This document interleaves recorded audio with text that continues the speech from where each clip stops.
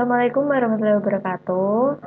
Di sini saya akan mempresentasikan mengenai konsep frequent pattern growth data mining. Nah, sebelumnya, perkenalan terlebih dahulu, saya Gus Cahyati, NIM 2019-53155 dari kelas B mata kuliah data mining. Oke, kita lanjut definisi tentang data dan juga data mining. Yang pertama, data merupakan fakta yang dikumpulkan, disimpan, dan diproses oleh sebuah sistem informasi. Sedangkan informasi merupakan suatu hasil dari pemrosesan data menjadi suatu yang bermakna bagi yang menerimanya. Informasi sifatnya memberitahu. Kemudian, data mining adalah proses untuk menemukan interesting knowledge dari sejumlah data besar yang disimpan dalam database, data warehouse, atau media penyimpanan yang lainnya. Menurut Hans Camber 2001, data mining diterapkan dengan paradigma untuk melihat informasi yang tersembunyi. Data mining muncul berdasarkan fakta bahwa pertumbuhan data yang sangat pesat, tetapi minim pengetahuan apa yang ada di dalam data tersebut.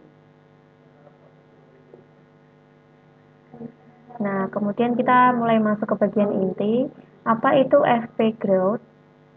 Jadi, FP Growth adalah salah satu alternatif algoritma yang dapat digunakan untuk menentukan himpunan data yang paling sering muncul atau frequent item set dalam sebuah perkumpulan data. FP Growth menggunakan pendekatan yang berbeda dari paradigma yang selama ini sering digunakan, yaitu paradigma a priori. Untuk konsepnya sendiri, FP Growth ini adalah pembangkitan tree dalam pencarian dari frequent item set. Hal inilah yang akan menyebabkan algoritma FP Growth lebih cepat dari algoritma a priori. Dengan menggunakan FP Tree, algoritma FP Growth dapat langsung mengekstraksi frequent item set dari FP Tree. Frequent pattern tree adalah struktur mirip pohon yang dibuat dengan kumpulan item awal dari database. Tujuan dari pohon FP adalah untuk menambang pola yang paling sering. Setiap node dari pohon FP mewakili sebuah item dari kumpulan item. Node root mewakili null, sedangkan node yang lebih rendah mewakili item set. Oke, untuk studi kasus penerapan FP Growth, sebenarnya frequent pattern growth dapat diterapkan dalam berbagai jenis dataset atau himpunan data yang mempunyai jumlah data banyak dan bervariasi. Nah, di sini contohnya itu paling sering ditemukan dalam data bisnis pada proses penjualan seperti data transaksi, data sales, data stock. Namun, tidak hanya itu saja. Penerapan algoritma ini juga dapat diterapkan untuk menentukan kecenderungan terhadap suatu pilihan.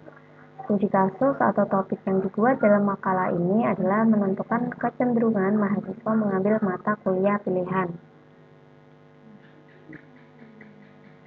Nah, untuk langkah-langkah implementasi FP Growth pada studi kasus, yang pertama adalah persiapan dataset.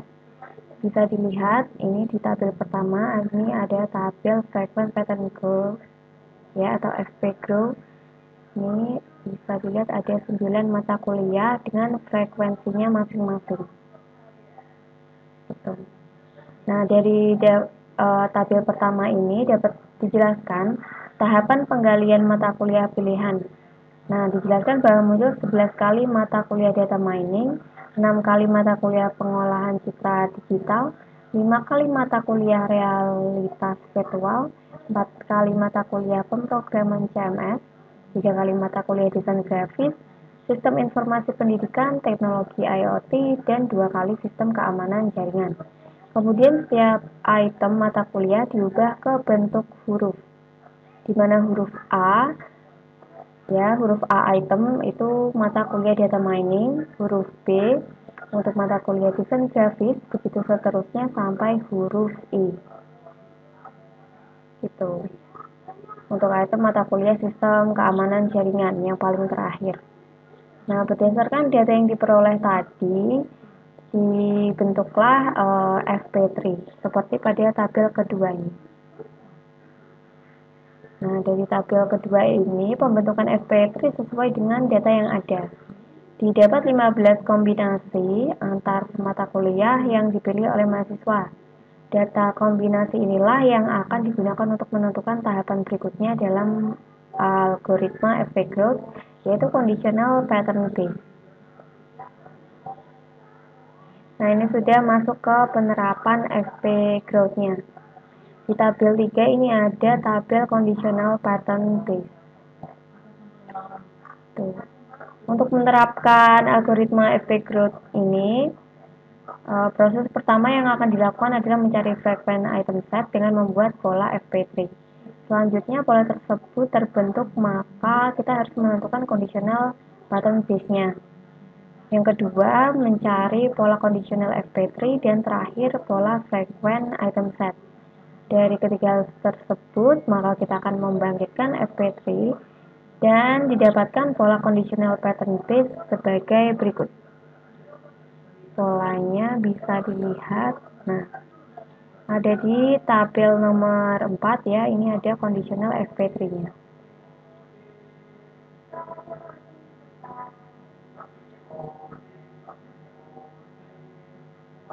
Ini mulai tabel 3 hingga tabel 4 ini. Nah, kalau untuk tabel 4 ini ya, itu dalam proses pencarian dengan conditional FP3, itu kita akan menjumlahkan support count yang dapat dengan support count yang lebih besar, kita akan membangkitkan dengan conditional FP3 yang seperti ini. Kemudian, setelah mendapatkan pola conditional FP3 selanjutnya, kita akan mencari pola dari frequent item set, di mana tahapan ini kita mencari single path, kemudian digabungkan dengan item yang ada. Itu conditional FP3. Nah, di tabel nomor 5 ini kita bisa lihat ya, ini ada frequent item setnya.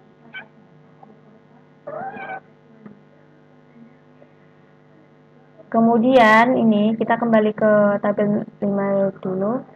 Jika minimum support 40% dan minimum confidence-nya 60%, maka terbentuk strong association rule-nya. Nah, dapat dilihat di tabel ke-6. Ini adalah tabel terakhir ya. Nah, ini tabel strong association rule dari setiap mata kuliah. Nah, sehingga apabila dibaca, nilai support dan confidence yang ditentukan itu adalah sebagai berikut. Yang pertama, jika memilih mata kuliah sistem pendukung keputusan, maka juga akan memilih mata kuliah data mining. Itu dengan nilai support sebesar 16,55% dan nilai confidence-nya 100%. Yang kedua, jika memilih mata kuliah pemrograman CMS digital, maka juga akan memilih mata kuliah desain grafis dengan nilai support sebesar 46% dan confidence-nya 87,5%. Yang ketiga, jika memilih mata kuliah data mining dan pengolahan citra digital, juga pasti akan memilih data mining dengan support 25% dan nilai confidence 60%. Nah, jika memilih mata kuliah realitas virtual dan game edukasi, maka juga akan memilih sistem informasi pendidikan dengan nilai 16,50% dan nilai confidence 80%. Begitu seterusnya.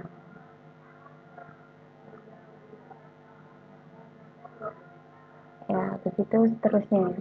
Nah, pengujian algoritma FP Growth dalam sistem pendukung keputusan untuk menentukan kecenderungan mahasiswa mengambil mata kuliah pilihan, di mana algoritma FP Growth ini sebagai proses utama yang terbentuk dari association rule, dimulai dengan membuat kandidat yang disebut dengan item set dan membentuk FP3. Tuh, kemudian menentukan conditional pattern base-nya, conditional FP3, dan frequent item set. Nah, leave ratio adalah parameter penting selain support dan confidence dalam association rule. Nah, leave ratio mengukur seberapa penting rule yang telah terbentuk berdasarkan nilai support dan confidence. Untuk kesimpulannya sendiri, ini ada dua kesimpulan. Yang pertama, Hasil pemilihan mata kuliah yang paling banyak peminatan yang akan dipilih oleh mahasiswa bisa diketahui dengan menggunakan metode algoritma FP-Growth. Mata kuliah yang memenuhi minimum support dan minimum confidence serta yang banyak pemilihan adalah sistem pendukung keputusan, teknologi IoT, desain grafis, sistem informasi pendidikan, game edukasi, pemrograman CMS, dan data mining. Untuk kesimpulan yang kedua, yaitu dengan penerapan metode algoritma efek growth ini ke dalam aplikasi untuk analisis pola pemilihan mata kuliah sangat bermanfaat bagi suatu program studi karena dengan aplikasi ini kita dapat mengetahui mata kuliah mana yang banyak akan diambil atau diminati oleh mahasiswa. Oke.